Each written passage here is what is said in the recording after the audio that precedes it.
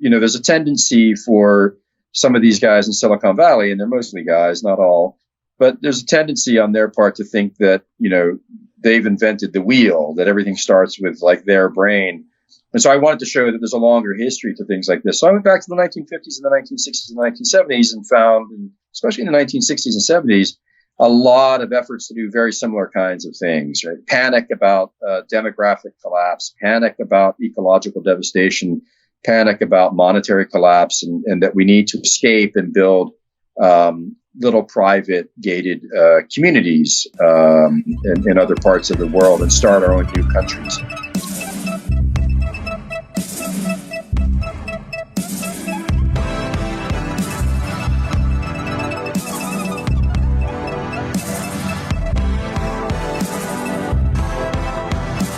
All right, ladies and gentlemen, we're back today with somebody I'm excited to have. We're going to be talking about everything from anarchy and anarcho-capitalism to libertarianism and all kinds of stuff. We've got Professor of History down there at Cornell University. Maybe you've heard of it. We've got Raymond Craib. How you doing? I'm good. I'm happy to be here and nice to have the opportunity to talk. So thanks for the invite. We're really happy to have you. Can you show off your shirt real quick? I can. Who said academics were square? Come on, man. So first, before we get started with the questions, I wanted to ask you, how did you specifically get involved with the type of history that you study, like in an early age? What prompted you to want to go that direction? It was serendipity, I guess, and sort of unplanned is the way to put it, I guess you'd say. I mean, I grew up in England and in Spain. My dad was in the military and my mother is from England. And so when he enlisted in the military, he wanted to stay in England as much as possible so that my mother could be near her family. And so that's where I was raised. That's where I grew up. I didn't have plans of kind of becoming an academic or going to college. I mean, no one in my family had gone to college. It wasn't really something that, any of us really had much of a clue about. But I had a kind of interesting teachers in high school, and a lot of my friends ended up going into the military, and I took a chance and applied to a couple of schools and got into one and got a little bit of financial aid. And so I went, and it was a choppy, it took me a while to get my undergraduate degree. I ended up going to a couple of different institutions before I finally got my undergraduate, but didn't quite know what I was doing in college. So I started off as an accounting major. That was quite interesting. Accounting, in which I soon learned that micro and macroeconomics were not my strong suit, and very quickly abandoned that. Tried a variety of different kinds of things out, took some time off. But what I realized was, that at heart I was a reader and a writer. And so I ended up doing an undergraduate degree in history. I wasn't really focused on Latin America. I took a wide variety of things, and I wrote about, things like Naguib Mahfouz, an Egyptian writer. I did just different kind of stuff. I took a few years off after that, and then I went and got a master's degree at the University of New Mexico, where I was planning on studying Spanish history because I'd lived in Spain for 4 years in the 1980s. But the historian of Spain had a stroke while I was kind of driving cross country, moving there with my girlfriend. And so we were already basically on our way and had a lease and so on and so forth. So I ended up working a lot with historians of Mexico. And so I kind of backed into Latin American history, which is what my kind of training is in. I started doing a lot of work in Mexican history rather than the history of Spain. And since then, I've been fortunate to be at an institution where I have a lot of flexibility in terms of what I write about and what I study. And so my first book was on Mexico. I did a second book on Chile and on kind of university students and anarchists. And then this most recent book, which is a little more kind of global in scope and takes in things like the Pacific and the Caribbean. And so, I'm fortunate to be in a place where I have that kind of support to, work broadly and range across fields as I wish to. So that's kind of how I got into, basically the way I put it is I spent, all of my life either in classrooms or in bars. And in bars, I was mostly working, not drinking. And that's kind of what I did. And that's how I made it a living. And it was perfectly fine. Wonderful, wonderful work. I've worked in some great bars, the Blind Pig in Ann Arbor, Michigan. I worked at a brief club in Scottsdale, Arizona called The Works. I worked in Hula's Bar and Lay Stand in Honolulu, which is one of the great bars. Brickskeller in Washington, D.C., which was a great bar that was around for many years off of DuPont Circle. So I've worked in some wonderful bars and loved it. But I got I kind of scored the jackpot with academia, and I really love academia too. So here I am. Yeah. And did the two careers intersect, like a historian and working at a bar? Would that be like you get some surly drunk in there and you're like, you're acting a little bit like Franco right now. We got to get rid of you. Yeah, I wish I'd thought of that when I was bartending, but I think the sort of historical character that you probably more frequently comes to mind is Freud. The famous cliche about bartenders being psychoanalysts. I think there's a lot of truth to it. It's cheap psychiatry, right? It's cheap psychiatry. It's good psychiatry. It tastes better. But on the flip side, you learn a lot about people during that time. Yeah, you do. And you meet some pretty interesting people. I mean, the Blind Pig in Ann Arbor, it was an amazing bar in the late 1980s. I mean, there's all kinds of great bands coming through, and sort of early on, Sub Pop Records in particular had a lot of bands come through Ann Arbor in 89, 90. And, but also, the Brickskeller in Washington, D.C. was super interesting because it was a place with a huge selection of beers. They claimed to have the largest selection of beers in North America under one roof. And it was near Embassy Row. And so a lot of people from the embassies would come and drink there because they could get their beers from home. And you met all kinds of fascinating people. I mean, I ended up doing my Ph.D. at Yale. And when I got to Yale, one of the faculty members that I met there when I was a graduate student was a guy named Robin Winks. And Winks had written a book about the CIA's close connections to Yale. And he had done a lot of interviews of his informants for that book at the Brickskeller. And I had been, at one point, I had served him. And I remembered this because we had a long conversation about how to study. If you wanted to go into the Foreign Service, how do you study for it? And he had this recommendation that you read The Economist and the New York Times relentlessly for a year. And that's the sort of basis for doing well on the Foreign Service exam. So, it's funny. You meet all kinds of strange people in the places that you work. And certainly bars are a great place to meet fabulous characters. Yeah. That would insinuate that The Economist just solely toes the line of government, right? Yeah, it was an interesting. I was like, "There's no way I'm going to be reading the New York Times and The Economist every day." But thanks, anyways. Yeah. I mean, that checks out with me. Sounds perfectly true to me. Yeah. New York Times, great liberal rag. But your time in Spain, you said you spent 4 times in Spain. Was there still echoes of the Franco years in that country? Did that teach you anything?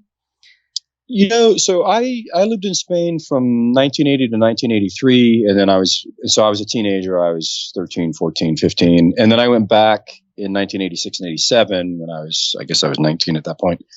And I was in Madrid, and this is the sort of great cultural revolutionary moment for Spain. And it was really rooted in Madrid, a very famous era called La Movida. And it was this kind of enormous, I didn't know it. I was just 13 in a city, and I just thought that's how all cities were. But looking back on it now, of course, I realize how fortunate I was to be there at the time. It was this enormous cultural revolution in emancipation from the strictures of Franco, gender emancipation, sexual emancipation, drinking, partying, out all night to bars, music. The music scene was extraordinary. I saw Motorhead live. I saw tons of bands live. The music scene was absolutely remarkable.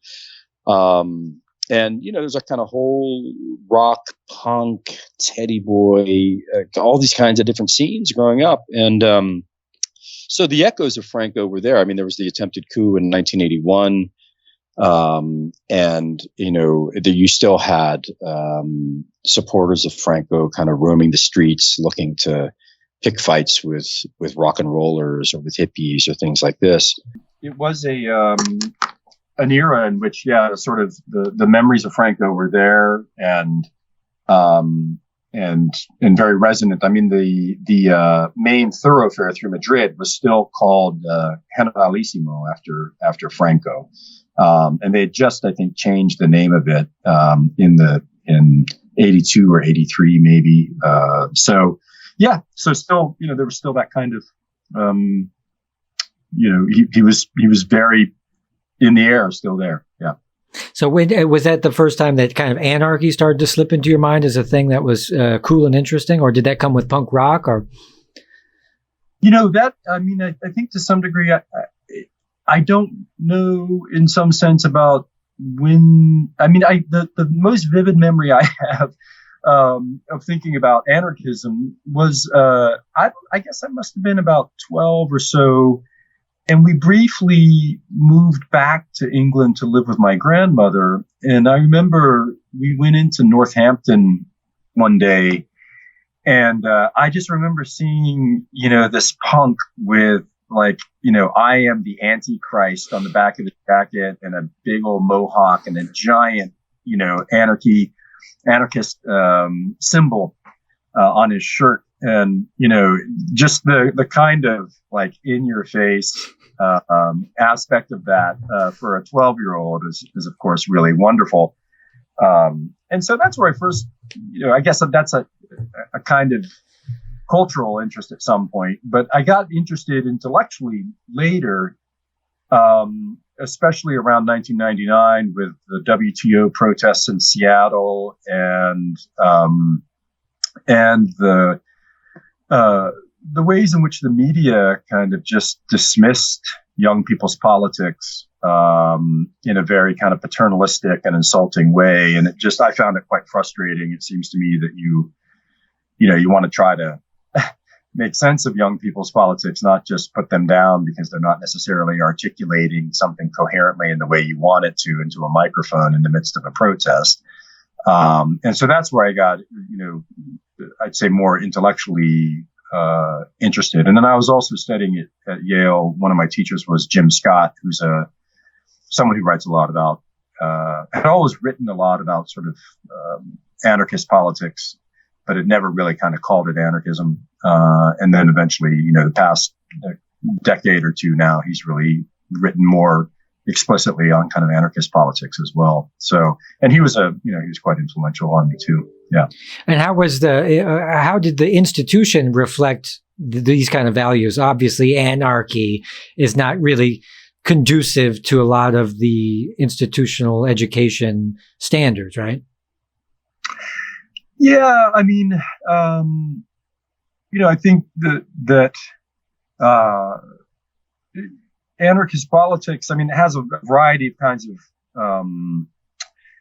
issues that it wants to address. It does obviously have a kind of fraught relationship with hierarchy, but also, what is of interest to me is the very strong antagonistic relationship it has to capital. And so that's the part I think that sometimes gets left out of the equation. And, you mentioned, or we were going to talk a little bit about at some point, maybe Anarcho-Capitalism and anarchism.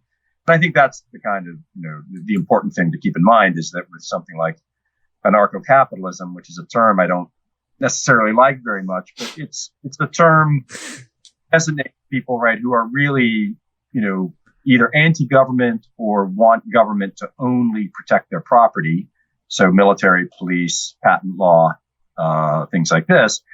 But they don't want any kind of any government beyond that. And then they are very supportive of kind of capitalist social relations and social structures. And so, I'm interested not in that. I'm interested in, or at least a lot of the things I've been writing about generally are more about, in the case of my book on Chile, or about young anarchists in the early 20th century who really kind of represented the revolutionary left before, the growth of the Communist Party in the 1920s. Anarchism really was the kind of predominant leftist ideology in the 1890s and the early 1900s in many places. You think of the industrial workers of the world who were sort of anarchistic, anarcho-syndicalists, and in Mexico and in Chile, Argentina, Spain, certainly, Italy. So So there's a lot of room for that in the university. I mean, a lot of room to kind of think on those things and explore those things. And I have some students that work on histories of anarchism. So, yeah. Well, and going back to anarcho-capitalism, yeah, because this misnomer of what that is this kind of like a wolf in sheep's clothing, where they're basically, simping for capitalists in a way, saying that we want egalitarianism, but in reality they want deregulation? Yeah, it's a good question. I mean, I don't think there's much in the kind of anarcho-capitalist vocabulary that's related to egalitarianism. I would say the dominant kind of term that might, that you might hear the most is freedom, right? Or liberty. But I think the language of equality and egalitarianism is less resonant. And I think there's two things you can say about that. One is that you could take some of the classic, sort of very prominent figures in the kind of anarcho-capitalist or what you might call U.S. libertarian movement, someone like Murray Rothbard. And Rothbard said egalitarianism is a totalitarian ideology, right? So he was just straight up, egalitarianism is a problematic ideology to begin with. But I think you have others who would say that there's not a problem with egalitarianism, but it shouldn't be something that is aspired to by government structures, but actually something that naturally comes out of the workings of the market, right? I don't agree with either of those positions, but I think that's the kind of two frameworks that you could probably draw out of kind of anarcho-capitalist or libertarian perspectives in relation to libertarianism. And because this idea, why is it? Is it because that certain, like letting everybody have their freedom, eventually two people's freedoms are going to overlap each other and come into conflict, or in terms of just the word egalitarian, or Yeah, I mean, I'm thinking more along the lines of egalitarian and equality in terms of basic kinds of things about life, right? About social reproduction, access to food, access to housing, access to the basic kinds of human wealth that means that people can all live good lives. Sure. And so, that's the language of freedom, I think, often obscures that and seems to really emphasize this sort of ability of the individual to do as they please, rather than thinking about, the individual's obligations, responsibilities, realities vis-a-vis other human beings, and that any kind of act that human engages is going to impact another human being. I mean, I always remind my students that in the late 18th century, early 19th century, when people talked about freedom, in the American Revolution sometimes, or in people just generally talking about free markets and freedom, oftentimes they were talking about the freedom to buy and sell other people. So the term freedom is not just in and of itself necessarily some kind of positive laden. Yeah. And that's why I feel like anarcho-capitalism, that itself is the wolf, is the sheep suit, is saying it's freedom for everybody, when in reality it's freedom of rich people to mow over poor people. Yeah, I'm sure there are anarcho-capitalists who are not rich. But I think generally there's a real problem with anarcho-capitalism in that sense. I just think it's got it starts from a position that I just profoundly disagree with. It starts from a position that there's a kind of individual that is not born into a world that is already deeply structured in certain ways to limit or enhance their abilities to live well or not live well. And so it just negates any idea that we're social beings right from the beginning, right from the outset. And then this has been the big trick, I think, that people who misappropriated Adam Smith. I mean, Adam Smith is much more interesting than people give him credit for sometimes in the way that he gets appropriated by conservatives. but this was the kind of trick of the past 2 centuries, was this suggestion that somehow or another everything starts with the individual. And that's just, that's the kind of Robinson Crusoe fantasy, and it's just a fantasy. Yeah. This is why Ayn Rand and objectivism is just basically selfish fantasy. Right. Yeah. Yeah. And I mean, she, articulated that, right? She said there's a virtue to selfishness, and her novels were, fairly poor fantasy. Yeah. Yeah. Yeah. And I never read it, but I just saw the people that were reading it and praising it. And I looked closer at it and I said, oh, okay. I can see where this is going. But so libertarianism, I mean, this has its origins in 19th century France and eventually kind of moved to America. How does the old school kind of cool libertarianism that we maybe remember from growing up to what is being talked about today? Yeah, so it's tricky to write about this and to use the term libertarian, which I did use in my most recent book, because in most of the world, this is changing now, but in most of the world, libertarian, or in Spanish, you can think of the term libertario, tends to be more or less synonymous with anarchist.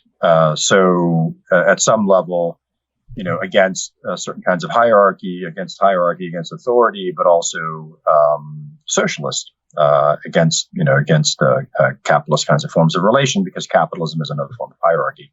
But what I'm talking about is a little bit different, right? I'm talking really about a project and an idea that developed, especially in the Anglophone world, in the midst of and in the wake of World War II.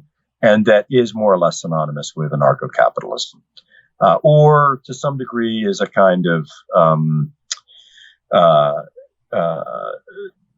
stronger form of neoliberalism, what's often called neoliberalism, which is the idea of shrinking the government, not shrinking it in terms of its size, mind you, although that's how it's oftentimes phrased, but actually shrinking it in terms of its functions.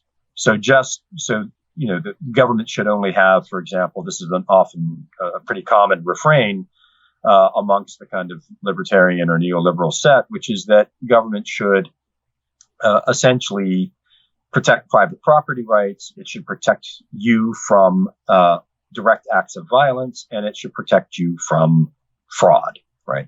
And that's the function of government. But of course, that's, that may be very limited in terms of its range of functions, but that's a pretty hefty price tag when you think about military and police and a judiciary and so forth. And so, but there's this kind of sense of the contemporary libertarians. They were pushing back against the New Deal, right? They were pushing back against a lot of the things that were put in place after the Great Depression, not just in the United States, but in many places around the world. And so, these were individuals who were pushing back against that. And Ayn Rand, who you mentioned, is central to this. And this is when she became very popular. It was in the 1950s and the 1960s, as there was this concerted effort to push back against Roosevelt's New Deal and against the ways in which the state was seen as performing certain kinds of functions that were beyond its purview in their mind. Yeah. What a trip. Yeah. So, and it seems like even with, the story of Smedley Butler and the attempted coup that happened by bankers and stuff, it seems like behind the door, industrialists are always behind the door trying to bust it down using fascism or using whatever they can to just consolidate more power.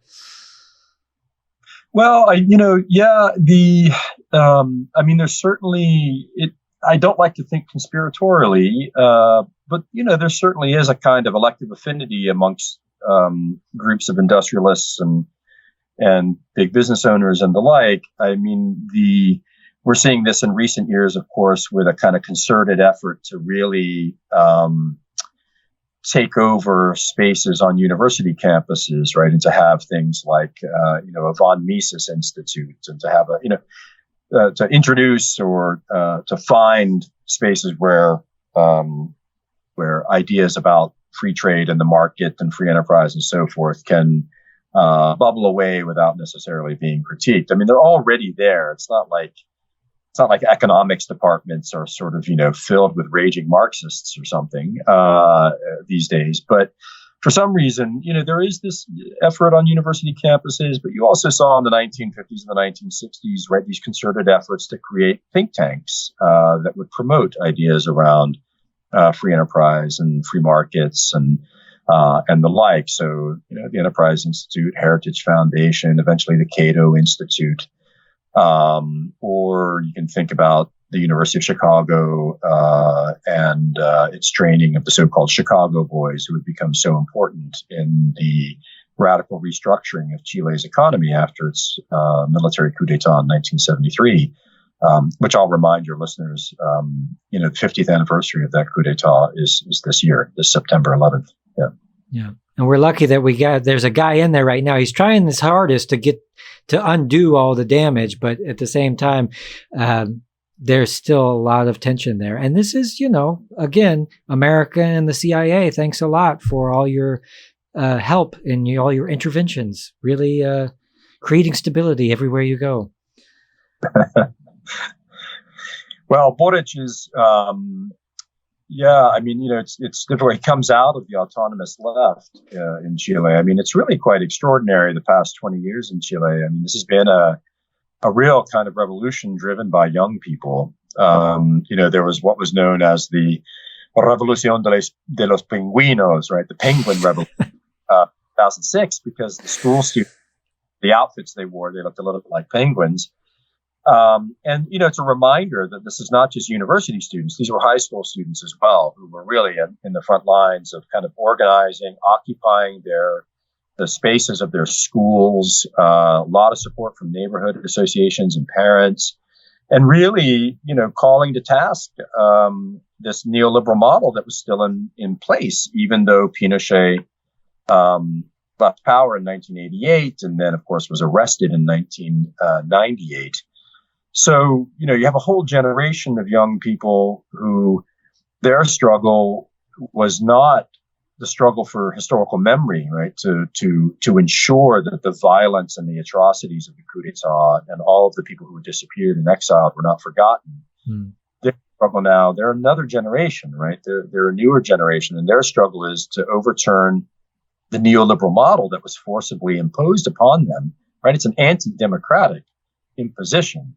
This would never have passed democratically. It was imposed on them by a military regime and then enshrined in the Constitution of 1980, which actually says free enterprise is going to be the only model.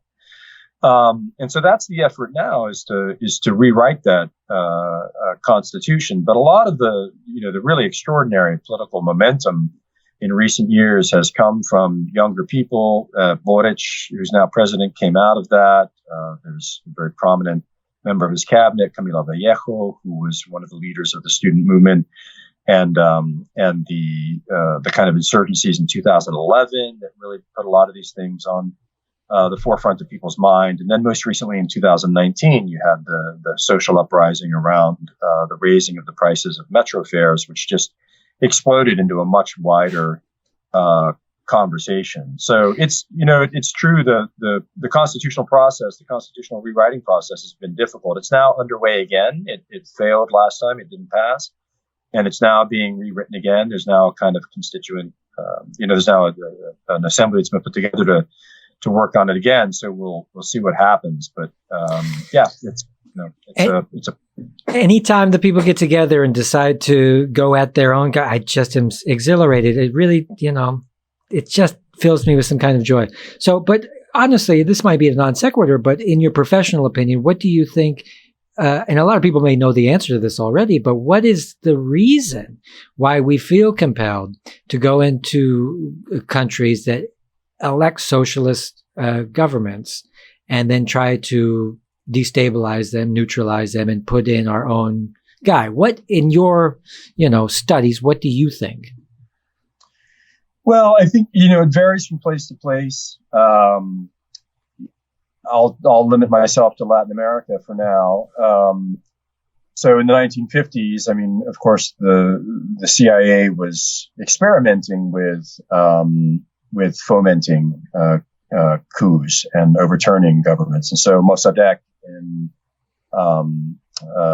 Iran in 1953, and then Guatemala in 1954, Jacobo Arbenz. And, there's a lot of good writing about these and about sort of anti-communist fears. But also, if you think about the case of Guatemala, partially it's anti-communism. That's a good sales pitch. It's a good way to sort of get people on your side, especially in the midst of a kind of anti-communist witch hunt in the United States and kind of hysteria, which incidentally I'm totally startled and find it incredibly interesting and never thought it would ever happen that I would hear the term communism thrown around at people as an insult again in the United States. And of course, it's totally come back now. So, DeSantis just passed his, Victims of Communism National Day and so forth in Florida.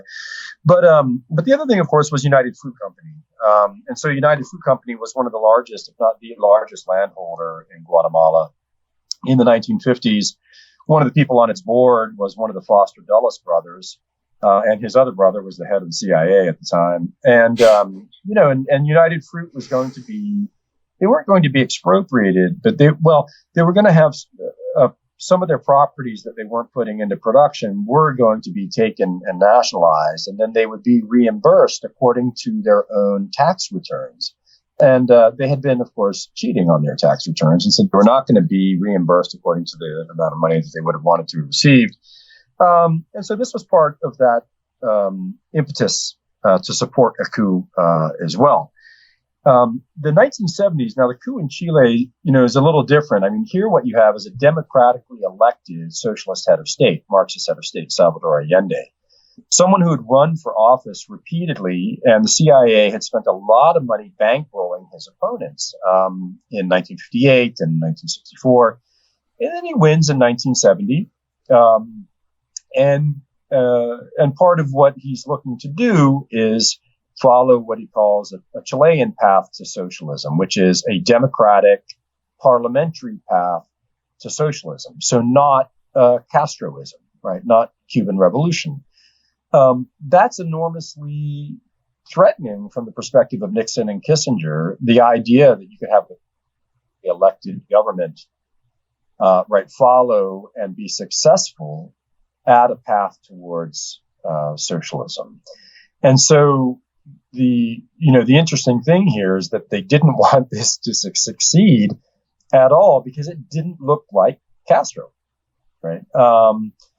And so the intervention, I mean, you had certainly big companies, ITT, for one, amongst others, sort of backing and supporting U.S. intervention. And then also internally within the country, you've got a mobilized elite who were increasingly disgruntled with Allende's administration as well, in part because of things like inflation and so forth. But those, of course, were things that came about in part because Nixon told his cabinet that they needed to ensure that they in his words, made the economy scream, right? To cut out international lending and so on and so forth in a way to ensure that Allende's democratic experiment didn't work. Right. So anyway, that's my quick sort of overview there. So it depends. I mean, it really varies from place to place, right? It's a can of worms, that's for sure. When you start talking about stuff like this, yeah. But yeah, I guess behind it, what the motivations is, if socialism is so horrible and communism is so horrible, why and it always fails? What is the purpose of going in and trying to physically push it over and try to get it to fail? Wouldn't you just want to let it fail on its own? Or what's the big threat to, and obviously we know the answer, but I just wanted to hear what you had to say about it. I mean, there's a lot of interests, I think, that become involved here. I don't think it can be put down to any one kind of particular cause, but certainly you have not just U.S., you have a kind of international set of interests, investors, industries, and so forth. These are the same industries that will threaten capital flight. I mean, there was the ambassador, U.S. ambassador, threatening at one point in the early 2000s that if Evo Morales was elected in Bolivia, that there would be massive capital flight out of the country and so forth. And these are things that, of course, influence voters. And Frantz Fanon, one of the great anti-colonial intellectuals from Martinique, who was in Algeria in the 50s and wrote the great Wretched of the Earth, this is one of the things he mentions, right, which is that, anywhere that's decolonizing, anywhere that's engaged in anti-colonial politics is going to have to confront the threat of capital flight. And so it's a way that capital, large, very powerful economic interests are able to use money in political ways, right, threatening capital flight by withdrawing their industries and so forth, even though, of course, they've been extracting the resources that should be the public property of those people themselves. And so this is part of it. I think the possibilities of a kind of success, certain kinds of, when you talk about socialism, the interesting thing, of course, is that the definition of it varies according to where it is, right? And so the Reagan administration made a lot of noise and did terrible things in Central America because of the Sandinista revolution in Nicaragua. And going on and on about communism and things like this. But of course, the Nicaraguan involvement, right, in the public sector was even under the Sandinistas, wasn't any bigger than, that of the government of France, for example. So there's a lot of places where you can look at perfectly well-functioning, kind of democratic socialist states or maybe you don't want to use that term, but certainly you can look at many places where states have heavy involvement, Scandinavia, and so forth. And these are not places that somehow or another are on the target of the U.S. for intervention. Right. But Central America has been this kind of testing ground. It's been a kind of place where these experiments are played out. There's a very good book about this called Empire's Workshop by Greg Grandin. That covers this pretty well, the ways in which Latin America and especially Central America have functioned as a place for various kinds of experimentations, ideological, economic, and the like. So and then we have a conflict going on in Syria. And is there echoes of all the stuff that we do as a country, considering Latin American stuff? Are there echoes of that going on in Syria right now, or do you know? I don't know. That's actually something that I couldn't speak to with much expertise at all. Yeah.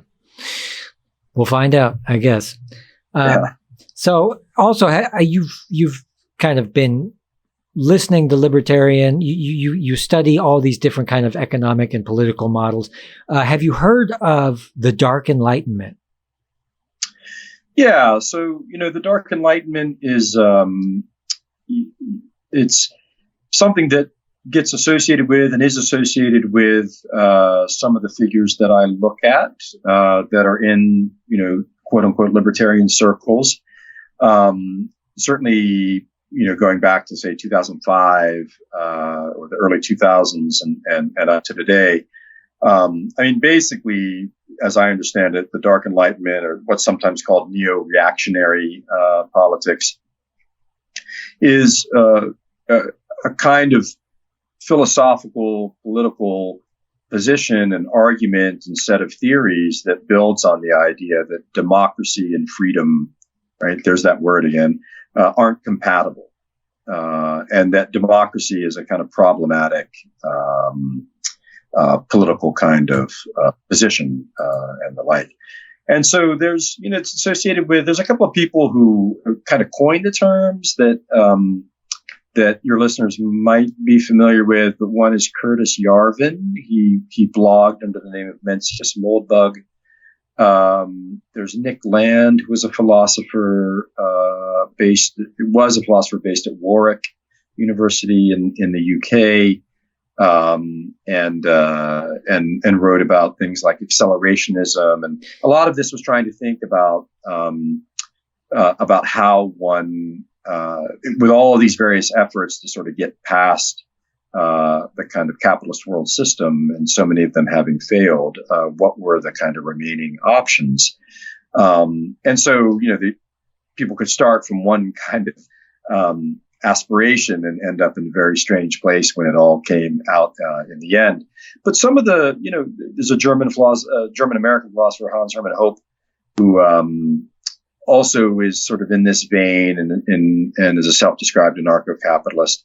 And the basic premise here is that democracy is a problem and doesn't work, and we need to think about things like monarchy or feudalism. There's one sort of argument here is that democracy is a kind of form of renter usufruct, right? So you basically get somebody that comes in and occupies a political position of power temporarily.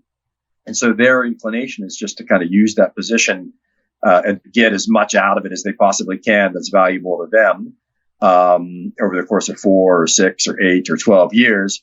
And then they're going to leave office. And in the meantime, we'll all be just as bad off as we always have been. Whereas if you have a monarch is permanently in power, has the vested interest of all of his subjects in mind. Both are painfully familiar, and will do us all really good, right? I mean, so it's a very cynical perspective on things like public service and public office and politicians. And it's kind of boilerplate stuff. I mean, everybody picks on. I mean, bureaucrats and politicians, everybody picks on them, right? They're easy, low-hanging fruit to pick on. And of course, the sort of economic powers that be out there get a free pass on a lot of this rhetoric. Sure. We didn't know about Ken Griffin and his whole hedge fund, monopoly, where he's basically one of the biggest market makers out there. These people stay relatively anonymous, while politicians get to just be paid for, and then shat upon by the public. So obviously we've run out of time, but I did want to run through just a few of the books that you've written because they sound really interesting. And I'll name the titles and you just kind of tell me what they're about in a nutshell. Yeah, happy to. So the first one was Cartographic Mexico. What was that? Is that right? That's right. Yeah, Cardiographic Mexico. This was a book that I wrote. It's the first book I wrote. And I was interested, sort of in a nutshell, I can say I was interested in how Mexico was mapped. But what I was particularly interested in was how in the 19th century, the country went from a property landscape that included a lot of indigenous indigenous and not always indigenous communal lands to a kind of private property landscape. And then what happened after Mexico's revolution from 1910 to 1920, when a new kind of form of property is put into place called the ejido. And that came to an end in 1994 with changes in the Mexican Constitution during the passage of NAFTA. So I was interested in how that process actually unfolded. Like how was surveying done? How was property determined? Who did the surveys? What did villagers have to say about these things? What kinds of ways did they use their land and think about property and think about territory and stuff like that? So I was very interested in looking very closely on the ground at sort of how these processes of mapping river rights and property and territory and so forth unfolded. Yeah. So that was my first book. Yeah. Very cool. Very cool. Now I'm going to have to check that out. Second book you had came out not too long ago, and it's called The Cry of the Renegade, Politics and Poetry in Interwar Chile. So what's that about? Yeah. So the subtitle is a little misleading. That's a book that's about Santiago, Chile, basically in a very short period of time. I look at a window of time, basically from July to December of 1920, and I look at university students and workers and anarchists and the ways in which they found common cause in an effort to change the world around them. And they were heavily persecuted, arrested, detained. And there were a number of poets, one in particular, Jose Domingo Gomez Rojas, who was arrested and detained and died. And why, the state would arrest a poet to the point and persecute him to the point that he would end up dead. And so that was the sort of jumping off point for that. But in the process, I really was interested in exploring how workers and university students found common cause. I was very interested in resurrecting a history of anarchism that looked at what I call a kind of capacious left, a left that was not sectarian, in which people who identified as socialist and people who identified as anarchist and people who identified as syndicalist made common cause together. They didn't have purity tests. They didn't sit there and squabble with each other all the time, but they actually went out in the streets together and organized together. They oftentimes, you have people who identify as anarchists actually working with people in the parliament. And why not? I mean, they make common cause. It's not about, well, I'm against government, so everything about government sucks. It's like, no, there's people in the government that I can work with, and we're going to make this work, and we're going to ensure that employers pay their workers, living wages, or they don't pay them in scrip, or they don't make them come in on Sundays when they're not allowed to. We're going to make sure laws are enforced. We're going to make sure that, cops aren't allowed to get away with beating people. And so I was really interested in the kind of day-to-day life in Santiago of working people and university students. And this is the universe out of which someone like Salvador Allende came. He showed up at the university in the 1920s in the wake of this persecution. So did Pablo Neruda, amongst many others. So, so that book is... Shout out to Pablo Neruda, the cool poet laureate of Chile during that whole thing. That's right. Chile has two poet laureates. One is Neruda. The other is Gabriel Mistral, the first Latin American poet to win the Nobel Prize in literature. And I will say, for a long time, Mistral was understood as a kind of conservative traditionalist poet, in particular because she was taken up by the dictatorship in the 1970s and kind of refashioned as this kind of motherly nationalist figure, as opposed to Neruda, who was a communist. But now, in recent years, Mistral's reputation is being resurrected in new and interesting ways by the feminist movement in Chile, which is very important, very strong, very at the forefront now of a lot of the political change that's happening. And Mistral is being sort of rethought and rediscovered in ways that I think are really important and really amazing. That's so cool. They sound like a people with an incredible amount of heart. Have you been there? Have you spent time in Chile?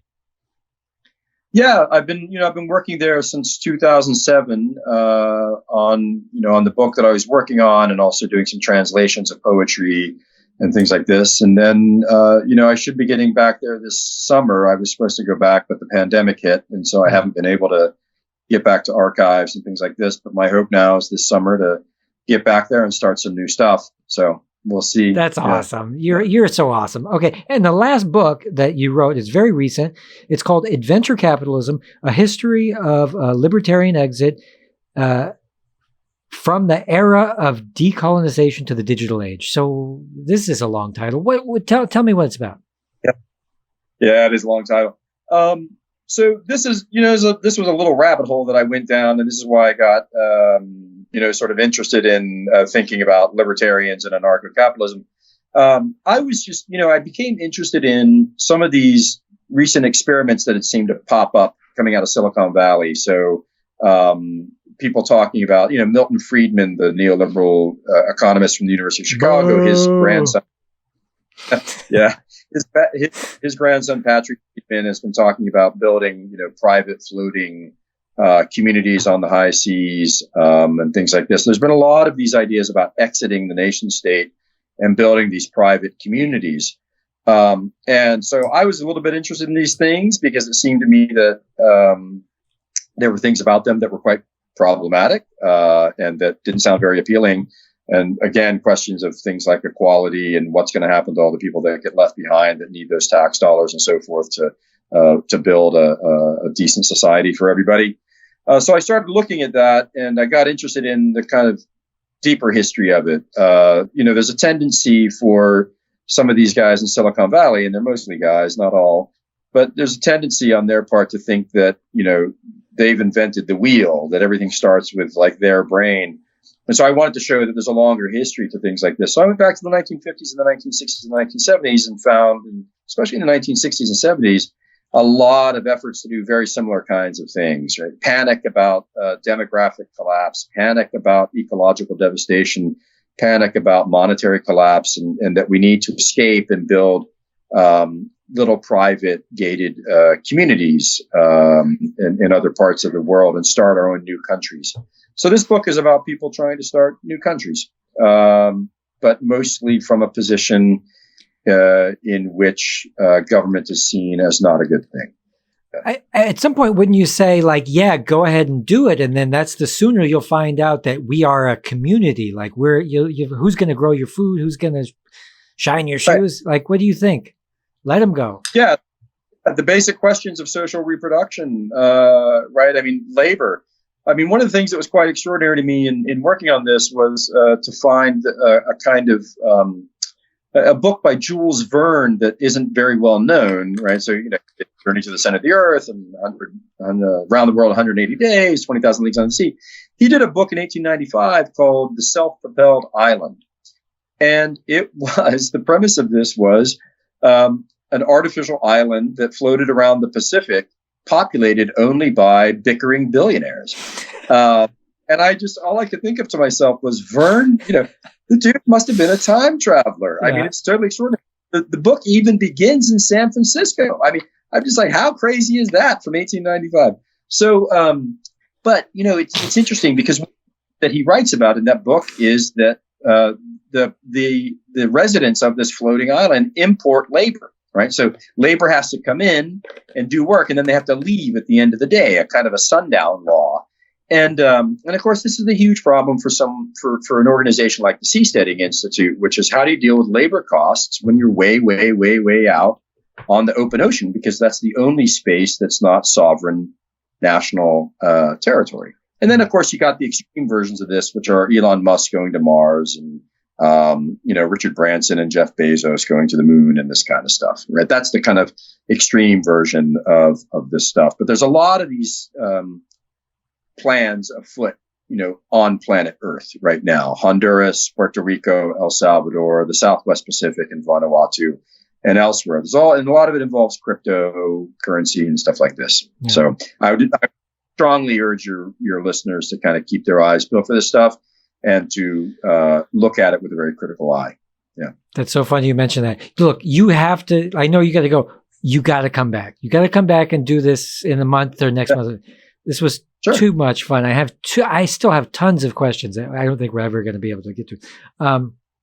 Raymond Craib, wonderful human being, professor of history at the Department of History down there at Cornell University. Thanks. Anything you want to add before we go? Just that I appreciate the invitation. I really enjoyed the conversation, and I'm happy to come back in a month or two. Cool. Be continued. All right. We'll sign off to everybody in TV land. Bye. Thanks, everybody. Ciao.